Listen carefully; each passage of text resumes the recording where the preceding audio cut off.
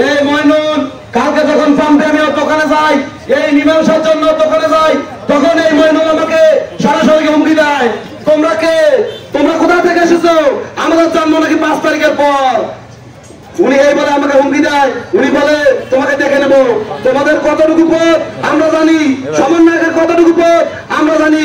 উনি বলে আমাকে হুমকি দেয়, হুমকি দেওয়ার পর ওরা রাত্রে ফোন দিয়ে বলে আসো কালকে খেলা হবে 0 পয়েন্টে।